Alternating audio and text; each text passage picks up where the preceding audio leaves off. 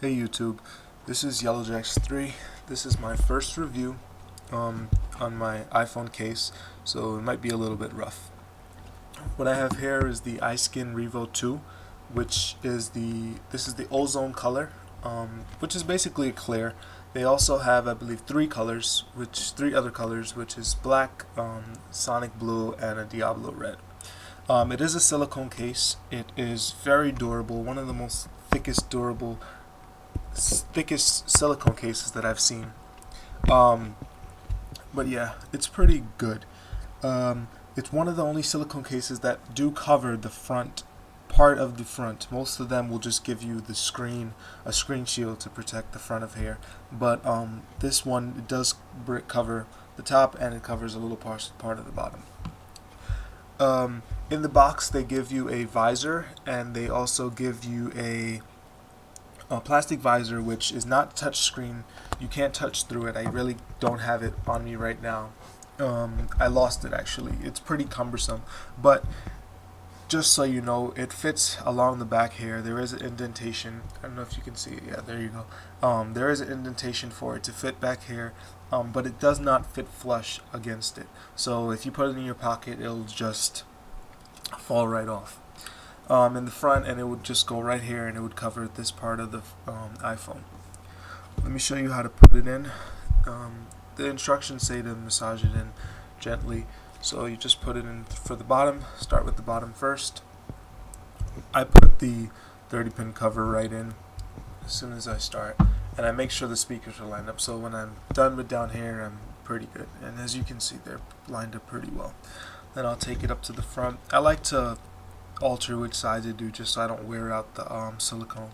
Just take your time and pull it right over, and then pull the other side right over. Okay. So that's it. It's pretty easy to install. Sorry about that. It's pretty easy to install, but you have to massage in the camera hole, and sometimes you have to massage in the top of the just to make sure everything is flush and fit right in properly. There are little indentations for the volume rocker and for the home button, so you just have to make sure they're all covered properly. On the top, we have a sensor bar, kind of. They made it clear so that the sensor does work, and it does say that you shouldn't have problems using this case with this clear cover over the sensors. But what I do find is that, as you can see, if you push right on here, there's a little watermark effect. And what I do have problems with is when I do make a call, as you know, you put it up to your face, and the proximity sensor senses that something is there, and it'll turn your screen off.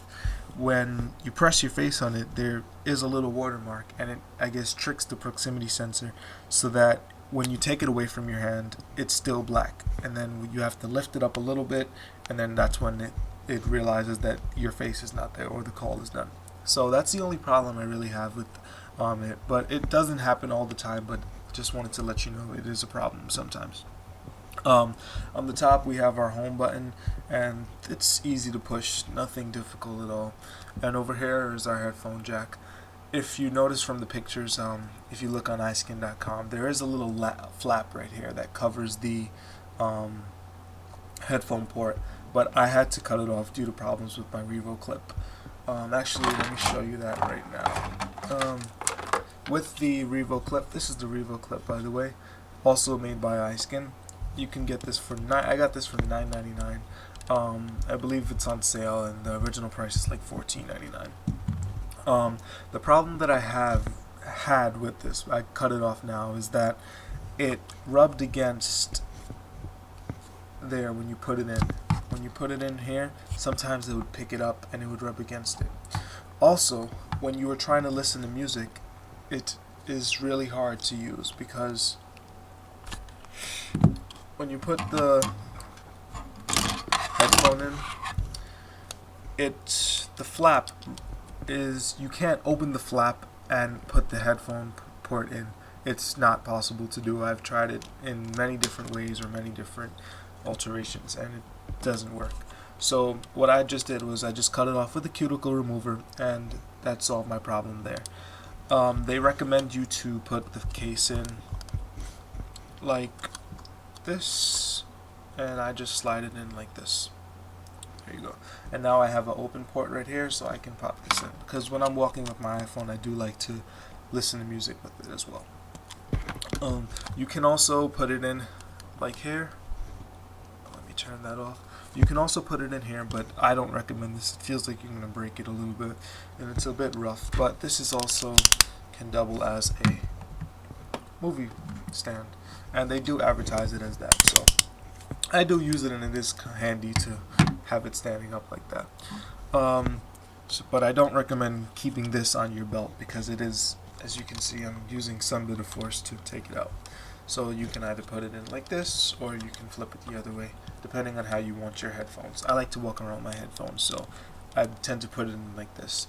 One problem that I do have with this, though, is that when you do get a call, or say you want to look at your phone and your headphones are in, if you put it in like this, you have to take your headphones out and then open the phone and then take it out, because there is this piece of plastic here that blocks it. Even if you do it from the other way, let's see, if you do it from this way,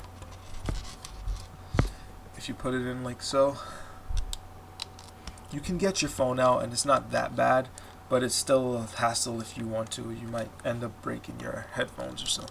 So what I've done is I ordered a leather case for a T-Mobile Sidekick, I believe, and I've had one, so I ordered another one, and I'll just put it in, and it's way easier than this because of this plastic piece. But it is a good case, and it does rotate.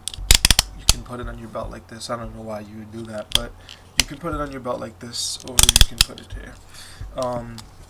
So yeah, back to the case now. The button is pretty good to press on the bottom right here. It's pretty good. On the side we have a vibrate button, which is open, and the volume rocker, which is covered, and it's pretty tactile. You can still feel it. There was some flesh right inside of here, but what I did was use a cuticle remover and take some of it out. There's like a little bit gap that comes there. It kind of blocks it, so I just cut it out, and now it's a little bit easier for me to hit my vibrate button, or to turn it off vibrate, without really having to take it out and look at it. And along here it's edged a little bit. There is space for that visor that I was talking about, so it gives you a little, there's difference within it, so it's easier for you to grip. And on the bottom we have a 30-pin connector, which protects this from any dust or anything. This I didn't cut off because it doesn't have any problems with the clip, but just with the music thing. And then we have the 2 speaker holes, and everything is pretty lined up pretty well. It is a very strong case.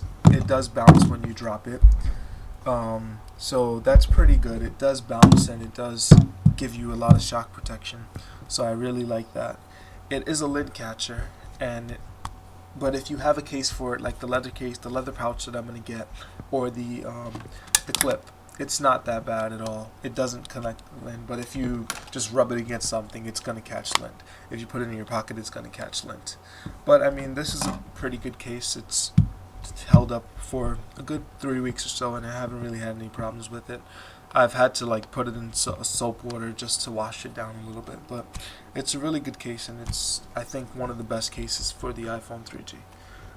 This is Yellow Jack's 3, and this is my review of the iskin revo2.